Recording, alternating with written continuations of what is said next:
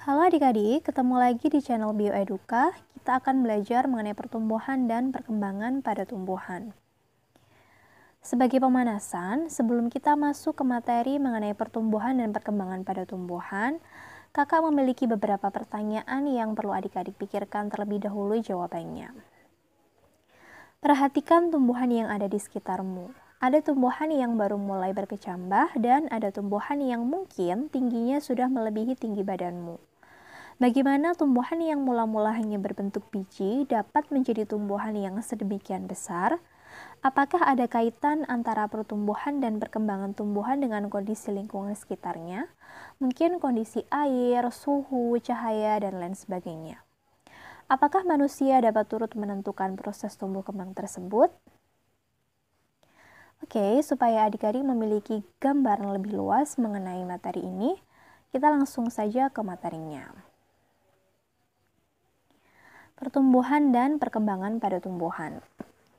Istilah antara pertumbuhan dan perkembangan sering dianggap sama, padahal kedua istilah ini berbeda.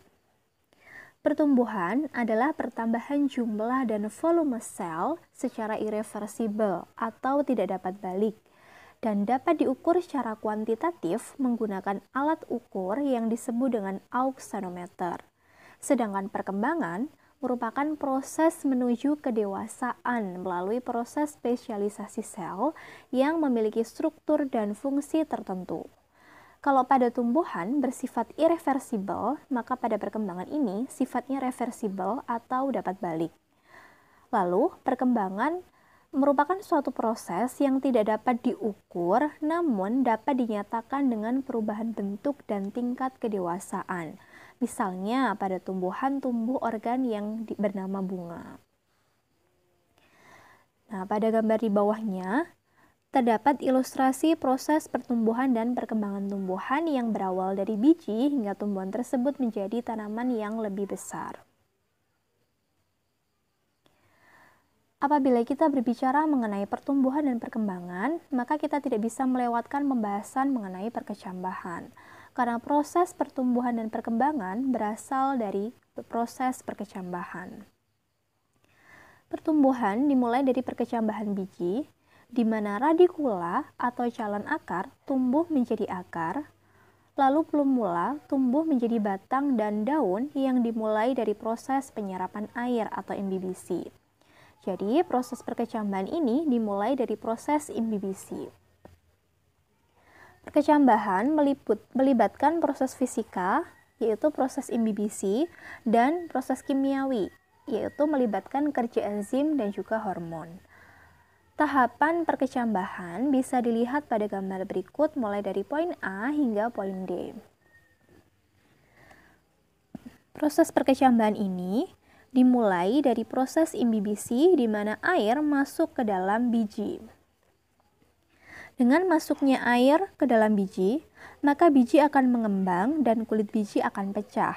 Air yang masuk mengaktifkan embrio untuk melepaskan hormon giberelin, yang bisa diilustrasikan pada gambar di poin B. Hormon ini mendorong aleuron atau lapisan tipis bagian luar endosperma untuk menyintesis dan mengeluarkan enzim. Enzim bekerja dengan menghidrolisis cadangan makanan yang terdapat di dalam kotiledon dan endosperma. Proses ini menghasilkan molekul kecil yang larut dalam air. Nah, misalkan enzim yang terlibat dalam proses ini adalah enzim amilase, di mana enzim ini berperan untuk memecah pati menjadi molekul gula yang lebih kecil.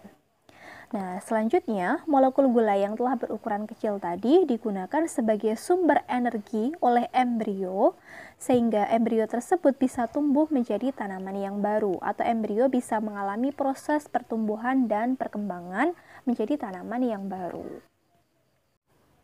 Selanjutnya, tipe perkecambahan.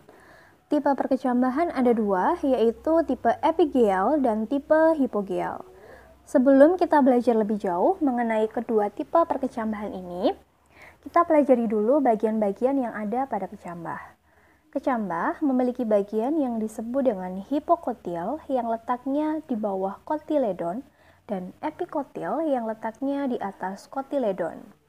Kotiledon sendiri merupakan tempat menyimpan cadangan makanan untuk proses pertumbuhan kecambah. Oke, kita langsung ke tipe perkecambahan. Yang pertama adalah tipe epigel, di mana hipokotil tumbuh memanjang sehingga plumula dan kotiledon muncul ke permukaan tanah. Contohnya pada kacang hijau. Yang kedua adalah tipe hipogel, di mana epikotil tumbuh memanjang sehingga plumula muncul ke permukaan tanah, namun kotiledon tetap berada di dalam tanah, contohnya pada kacang kapri. Jadi, perbedaan di antara keduanya, kalau pada tipe epigel, yang memanjang adalah hipokotilnya, sedangkan pada tipe hipogel, yang memanjang adalah epikotilnya. Pertumbuhan primer. Nah, pertumbuhan pada tumbuhan ini ada dua, yaitu pertumbuhan primer dan pertumbuhan sekunder. Pertumbuhan primer merupakan pertumbuhan yang dialami oleh semua jenis tanaman.